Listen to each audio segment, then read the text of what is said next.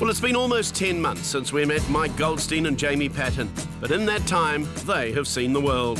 The corporate lawyers from Wellington embarked on a remarkable journey around the globe where they played a game of golf every day. It's a hard experience to sum up. It's been an unbelievable year, you know. How do you describe it, golf every day for a year? It's just kind of a dream come true, really. Every day there's a new chapter. Every day you get up and there's another story to tell and new people to meet. So it's kind of hard to be able to process it, really. But it's been amazing. Just been so lucky. There's like been pockets of the year, where you have like a 24-hour experience. And like, for example, in the Hamptons, this guy takes us under his wing and says, right, this is going to be the best day of your trip. And he does everything within his power to make that possible. And it's just like, what just happened, you know? And then 24 hours you wake up and some other guy's doing the same thing. And so to digest that is tough when it's just kind of ongoing. On their travels, they played Wing Foot, Bethpage Black, Cypress Point, the Old Course at St Andrews, Royal Lytham and Turnberry, just to name a few. There's a lot of really, really good golf courses out there, but the ones that we've just spoken about before, they've kind of got something else you just feel when you're there. You're just standing on the tee and you're like, this is somewhere really special. In the locker room, out the course, you're looking in a hole and you're just like, holy hell, this is really special. That historical angle as well, like when you're playing at Lytham and it's like, this is the hole that Seve hit into the car park and made a par to win the Open. You know, when that's happening, you're a fool not to take that stuff in and to appreciate it. One of their good mates, Bart de Vries, met up with Mike and Jamie in England to help as their manager, and he came into his own as a physio at the tail end of their trip. Jamie's back's a little bit achy at times. Goldie's got a few thumb and wrist issues, but they're managing quite well, and they kind of go through spurts. The heat definitely helps out. When we're playing hot areas, it's a lot easier than when we play in England, for instance, when it's freezing and it's just stiff each shot. Because we were travelling so much, we knew we had to be quite, you know, diligent with our bodies, and then we've probably become a little bit more lackadaisical. In the last 5 months, we've ended up looking like this. That's a big word. We were really well behaved until we got to Scotland, and then I caught up with some old family and old friends over there, and just the culture over there, particularly in Ireland as well.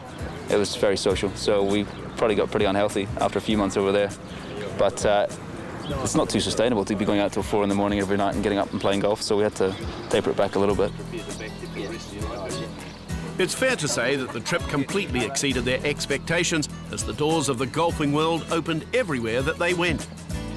We managed to get some tickets from Steve Williams to the Open, and we arranged our whole schedule around being at St Andrews for that week. So it was pretty special. We had 4 days there. We'd play in the morning and then we'd go out and watch in the afternoon. It was very cool. And then Steve also helped us to get out to the Ryder Cup. So we were there on that 17th green with 35 other thousand people and watching as Hunter Mahan fluffed the chip. Unbelievable. It was just way beyond. We just had no idea how it would go. You know, when we started back in New Zealand on day 10, day 15, we were just, you know, we were pretty naive, I guess. And then once we got to the US, it kind of stepped up a few levels, and just the places we were able to see and the people we met, it's just incredible. It's hard to sum up in a few words. They've raised over $20,000 for their designated charity, the First Tee, and Pip King explains that it's a very welcome contribution for their plans.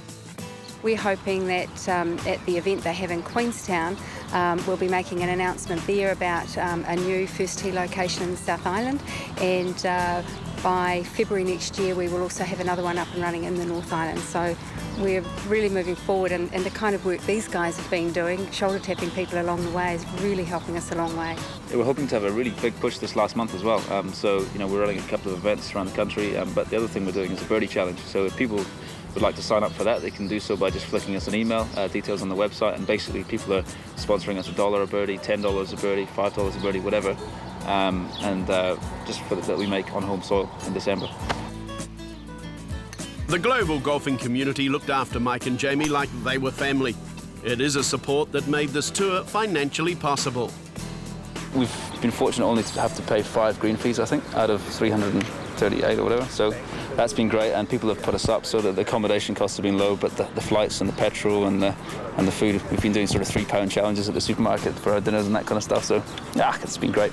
New Zealanders have a habit of getting in the back door everywhere. You've just managed to secure entry to just about the best golf clubs in the world. No one could claim the honour of playing all these clubs that you have. No one. It's not an honour, it's a privilege, but it's Yeah, we're very lucky, and I encourage Kiwis to travel and try and play some of these places because it's just so much fun. They're great. You think you'd like to be a professional golfer now after? No, full credit to them. Like, travelling as much as they do and playing good golf is seriously difficult.